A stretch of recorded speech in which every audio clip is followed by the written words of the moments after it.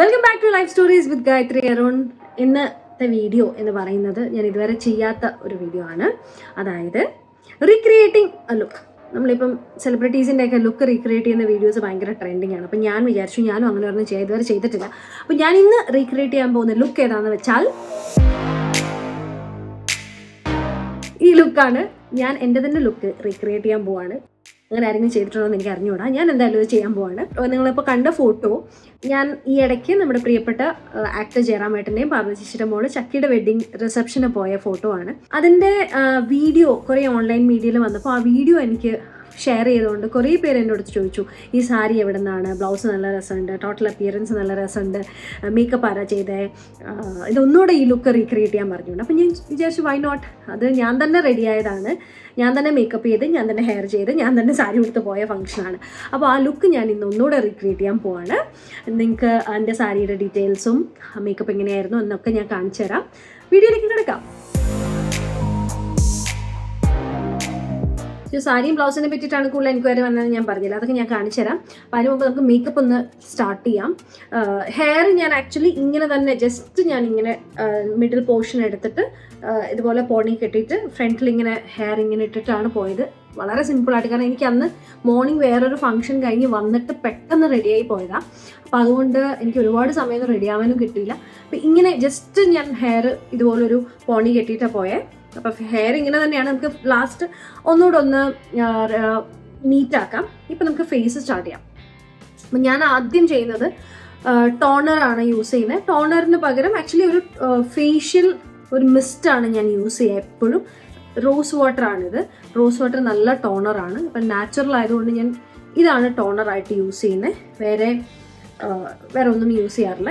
ഇത് ആക്ച്വലി ഇടയ്ക്കിടയ്ക്ക് നമ്മൾ ഫേസ് ഡ്രൈ ആകുമ്പോൾ അല്ലെങ്കിൽ ഫേസ് ഒന്ന് ഡള്ളാകുമ്പോൾ ഷൂട്ടിനിടയ്ക്കൊക്കെ ഇങ്ങനെ സ്പ്രേ ചെയ്താൽ ഭയങ്കര ഫ്രഷ് ആവും. എന്നിട്ട് ഒന്ന് ജസ്റ്റ് ഡാബ് ചെയ്ത് കൊടുത്തുള്ളൂ. ഇങ്ങനെ മസാജ് ഒന്നും ചെയ്യില്ല. കുറേ ആളുകൾ എന്നോട് ചോദിച്ചു എന്താണ് ഈ പാടെന്നുള്ളത്. അതൊന്നുമില്ല. ഞാൻ എൻ്റെ വീട്ടിൽ തന്നെ ബാത്റൂമിൻ്റെ ഫ്രണ്ടിൽ തെന്നി വീണ് ബാത്റൂമിൻ്റെ ആ ഡോറിൻ്റെ മുമ്പിലുള്ള താഴെയുള്ള, അതായത് ഇവിടെയാണ് ബാത്റൂം കേട്ടോ, എൻ്റെ റൂമിലിരുന്നിട്ടാണ് മേക്കപ്പ് ചെയ്യുന്നത്. അവിടെ ഒരു ഈ ഗ്രാനൈറ്റ് പീസ് ഉണ്ടായിരുന്നു. അതിൽ 2-3 ഇങ്ങനെ കൈ ഇങ്ങനെ ഇടിച്ചിടിച്ച് പോയതാണ്. അതിൻ്റെ പാടാണ്. നല്ല വൃത്തികേടായിട്ടുണ്ട്.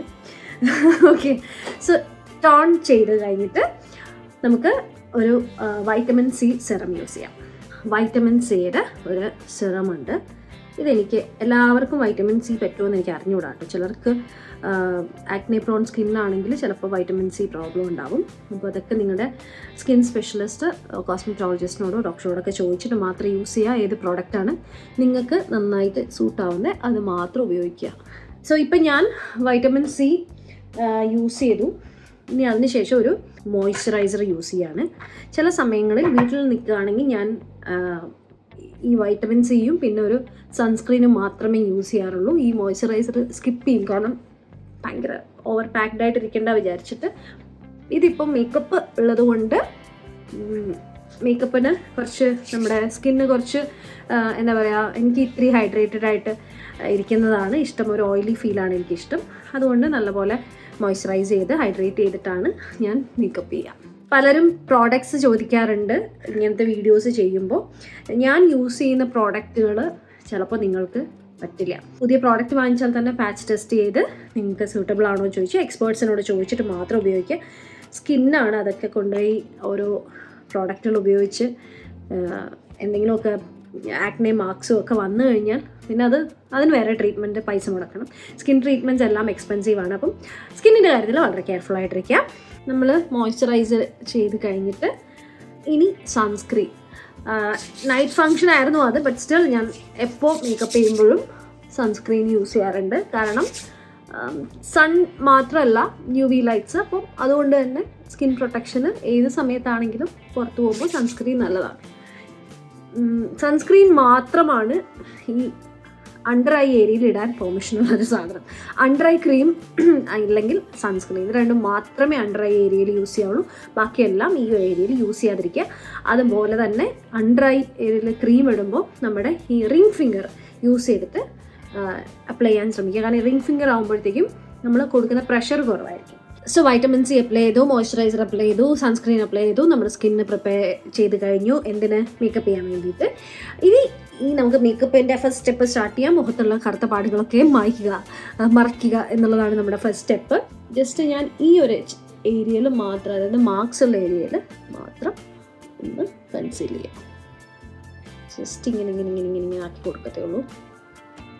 ഞാൻ ഈ ഒരു പ്രോഡക്റ്റ് എന്ന് വെച്ചാൽ എവിടെയെങ്കിലുമൊക്കെ എവിടെയെങ്കിലുമൊക്കെ ഷോപ്പിംഗ് അല്ലെങ്കിൽ എവിടെയെങ്കിലുമൊക്കെ പോകണമെങ്കിൽ ഞാൻ മിക്കവാറും ഇത് മാത്രമാണ് ഇടുക. അതായത് ഈ കൺസീലർ കൊണ്ട് തന്നെ ഒന്ന് ജസ്റ്റ് ഇട്ട് മിണ്ടുമെന്ന് കാണിച്ചിട്ട് അതിൻ്റെ പുറമെ കോമ്പാക്റ്റ് ഇട്ടിട്ടാണ് മിക്കവാറും ഞാൻ ചെറിയ എന്തെങ്കിലും ഫങ്ഷൻ അല്ലെങ്കിൽ അങ്ങനെയൊക്കെ പോവുക. ഞാൻ ഫൗണ്ടേഷൻ യൂസ് ചെയ്യാറില്ല. ചെറുതായിട്ടൊക്കെ ഇപ്പം ഒരുപാട് കവറായില്ല, സ്റ്റിൽ ഇവിടുത്തെയൊക്കെ മാർക്സൊക്കെ റിവീലായി. ഇതെൻ്റെ മറുകാണ്, അതുകൊണ്ട് അത് കളയുന്നില്ല. ഈ മാർക്ക് ആക്ച്വലി അതൊരു മുറിവാണ്. അതിനും പുറത്ത് ഒരുപാട് എനിക്ക് ഇടാൻ അലർജി വല്ല ആയോ അല്ലോ എന്നൊരു പേടി. ചിലർ അണ്ടർ ഐ ആണ് ആദ്യം കവർ ചെയ്യുക. ഞാൻ ആക്ച്വലി അണ്ടർ ഐ അധികം പാക്ഡ് ആക്കി ചെയ്യാറേയില്ല. എൻ്റെ അണ്ടർ ഐയിൽ എനിക്ക് കുറച്ചൊരു ഡാർക്ക്നെസ് കിടക്കുന്നതാണ് ഇഷ്ടം. അണ്ടർ ഐ നാച്ചുറലി ഒരു ഡാർക്ക്നെസ് ഉള്ളത് എനിക്ക് ഭയങ്കര ഇഷ്ടമാണ്. കൂടിപ്പോയാൽ ഞാൻ ചിലപ്പോൾ ഈ ഒരു കൺസീലർ അല്ലെങ്കിൽ ഞാൻ ഇടുന്ന ഫൗണ്ടേഷൻ ചെറുതായിട്ടൊന്ന് ഇട്ട് കൊടുക്കത്തേ ഉള്ളൂ.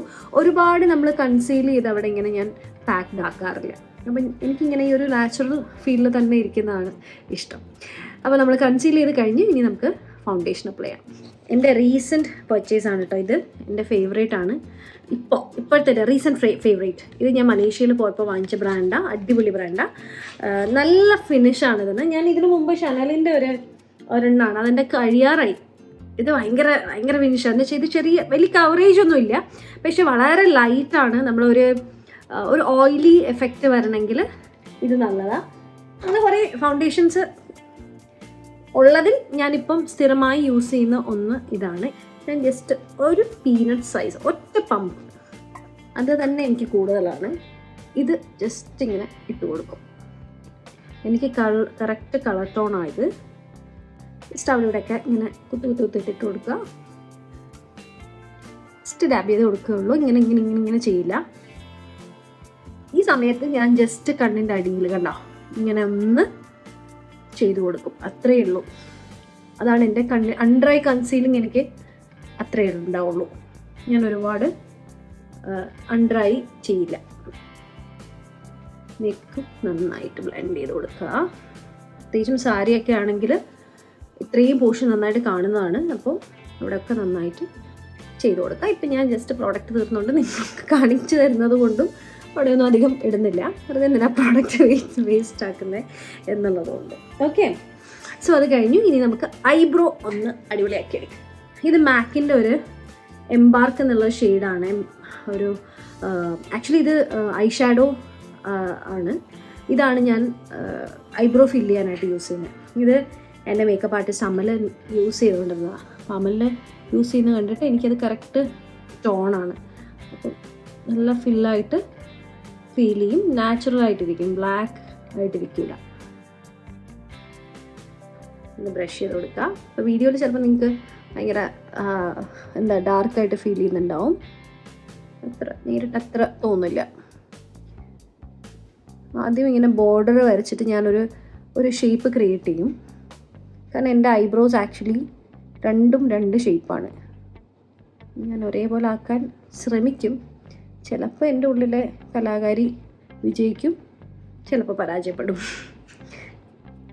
സോ ഐബ്രോസ് ഇങ്ങനെ ഏതാണ്ടൊക്കെ ഒരേ ഷേപ്പിലൊക്കെ വരച്ച് വെച്ചു.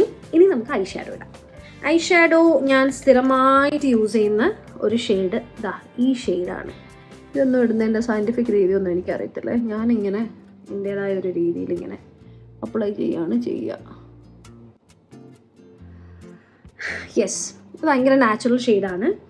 അതിൻ്റെ കൂടെ ഞാനൊരു ഡാർക്ക് ബ്രൗൺ എടുത്തിട്ട് ജസ്റ്റ് ഇങ്ങനെ സൈഡിൽ നിന്ന് ഒരു ആർച്ച് പോലെ ആക്കും. കണ്ണ് കുറച്ചൊരു വിടർന്നിരിക്കുന്ന പോലെ തോന്നും എന്നാണ് എൻ്റെ ഒരു ധാരണ. വിടർന്നില്ലേ അല്ലേ? യെസ്. സോ അത് കഴിഞ്ഞു. ഇനി നമുക്ക് ജസ്റ്റ് മുകളിലൊന്ന് ഹൈലൈറ്റ് ചെയ്ത് കൊടുക്കാം. ഐബ്രോയുടെ താഴെ ഇതൊരു കോൺടോർ പ്ലസ് ബ്ലഷും എല്ലാം കൂടെ ഉള്ളൊരു പാലറ്റാണ്. അത് വെച്ചിട്ട് നമുക്ക് ജസ്റ്റ് ഇങ്ങനെ ഐബ്രോയുടെ താഴെ ഒന്ന് ഇങ്ങനെ ചെയ്ത് കൊടുക്കാം.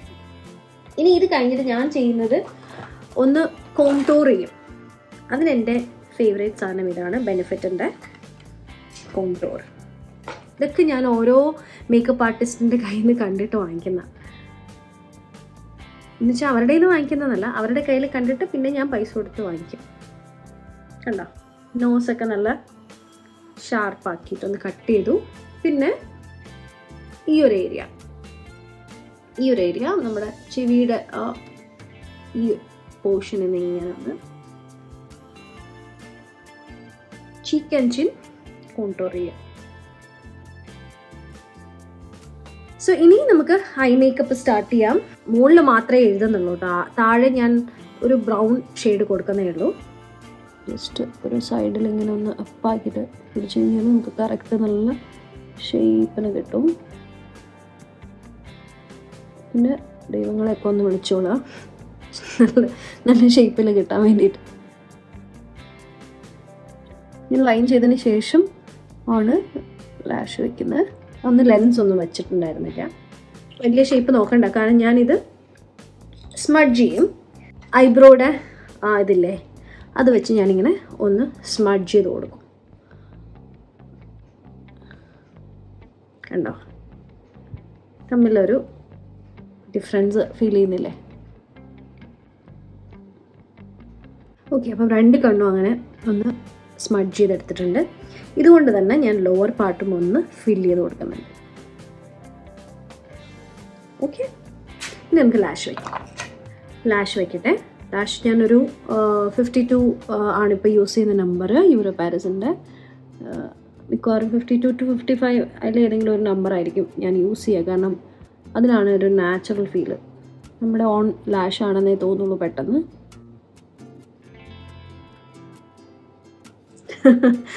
ഓക്കെ, സോ ലാഷും വെച്ച് കഴിഞ്ഞു. സോ ഐ മേക്കപ്പ് കഴിഞ്ഞു. ഇനി നമുക്ക് ഒന്ന് പൗഡർ ഇട്ടിട്ടൊന്ന് ഫിക്സ് ചെയ്യണം. മാക്കിൻ്റെ കുറച്ച് ഇട്ടാൽ മതി. ജസ്റ്റ് നമ്മളൊന്ന് മേക്കപ്പ് ഒന്ന് സ്റ്റേ ചെയ്യാൻ വേണ്ടി മാത്രം കുറച്ച്, ഇത്രയേ ഉള്ളൂ. ഇനി ബ്ലഷ് ഞാൻ എപ്പോഴും പോകുന്നതിന് തൊട്ട് മുമ്പ് ഇടുക. അപ്പം നിങ്ങൾക്ക് ഓർഡർ തന്നെ അങ്ങ് പോവാം. ഇതാണ് എൻ്റെ ഫേവറേറ്റ് ബ്ലഷ്, പിക്സിയുടെ. ഇതിനൊരു ക്രീമി ടെക്സ്ചറാണ്. സോ ഇതിങ്ങനെ ജസ്റ്റ് ഇങ്ങനെ ഒന്ന് ഡാബ് ചെയ്ത് കൊടുത്താൽ മതി. ഇങ്ങനെ വരച്ച് വേണമെങ്കിൽ എടുക്കാം, പക്ഷെ ഓവർ ആക്കാതിരിക്കാൻ ഞാൻ എപ്പോഴും ഇങ്ങനെയാണ് ചെയ്യുക. കണ്ടോ, ഒരു നാച്ചുറൽ ഒരു ടിൻറ്റ് വന്നുണ്ടോ, ഒരു പിങ്ക് ഗ്ലോ കാണുന്നില്ലേ? യാ, അതാണ് അതിൻ്റെ ഒരു ഇത്. നോസിലിട്ട് കൊടുക്കാം, ഒന്ന് ജസ്റ്റ് ഇവിടെയൊക്കെ തോന്നുന്നിടത്തൊക്കെ ഇട്ട് കൊടുക്കാം. ഇവിടെയൊക്കെയാണ് സാധാരണ ഒന്ന് ഹൈലൈറ്റ് ചെയ്യേണ്ട സ്ഥലങ്ങൾ. സോ നമ്മുടെ ഫേസ് മേക്കപ്പ് കഴിഞ്ഞു. ഇനിയിപ്പോൾ ലിപ്സ്റ്റിക്ക് മാത്രമേ ഉള്ളൂ, പിന്നെ ഹെയറും ചെയ്യണം. ഇത്രയേ ഉള്ളൂ. ഇത്രയും ഞാൻ ചേർന്ന് പൊട്ടും തൊട്ടിട്ടില്ല. ഇനി നമുക്ക് സാരി കൊടുക്കാം. സാരി ഞാൻ കാണിച്ചില്ലല്ലോ. യെസ്, സോ ഇതാണ് ഒരുപാട് ആളുകൾ എന്നോട് ചോദിച്ച ഐറ്റം. ഇത് ചേർത്തലയിലെ എൻ്റെ designer Anju Prayan designs design ചെയ്തതാണ്. ഇതാണ് ബ്ലൗസ്. ഇതെല്ലാം ഹാൻഡ് വർക്കാണ്. കാണുന്നുണ്ടോ നിങ്ങൾ? ചെറിയ ചെറിയ ബീഡ് വർക്ക്സും ത്രെഡ് വർക്കും ഉണ്ട്. സാരി ആക്ച്വലി പ്ലെയിൻ ബ്ലാക്ക് ആണ്. ഇതിൽ സ്കാലപ്പ് ഉണ്ട്. പിന്നെ ഇതിൻ്റെ പല്ലൂലൊരു ഈ സെയിം ബ്ലൗസിൻ്റെ സെയിം ഡിസൈൻ കൊടുത്തിട്ടുണ്ട്, വർക്ക്. ഇതാണ് അന്നത്തെ എൻ്റെ അറ്റയർ. ഇതായിരുന്നു. അപ്പം ഞാനിത് എടുത്തിട്ട് വരട്ടെ.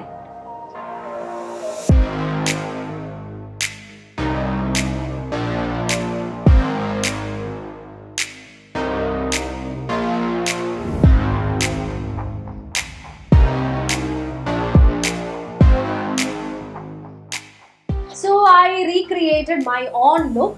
ഏകദേശം ഈ ഒരു ലുക്കിലാണ് അന്ന് ആ ഫംഗ്ഷന് പോയത്. കോസ്റ്റ്യൂമിന്റെ ഡീറ്റെയിൽസ് ഒക്കെ ഞാൻ ഓൾറെഡി വീഡിയോയിൽ പറഞ്ഞു കഴിഞ്ഞു. ഈ കമ്മലൊക്കെയാണ് അന്ന് എത്തുന്നത്. സോ എല്ലാവർക്കും ഇഷ്ടമായി എന്ന് വിചാരിക്കണു. എന്തെങ്കിലും ഇനിയും എന്തെങ്കിലും ഡൗട്ടൊക്കെ ഉണ്ടെങ്കിൽ കമന്റ് ആയിട്ട് ചോദിച്ചാൽ മതി. സോ ഇന്നത്തെ എപ്പിസോഡ് കഴിഞ്ഞു. നമുക്ക് അടുത്ത എപ്പിസോഡിൽ കാണാം. ബൈ.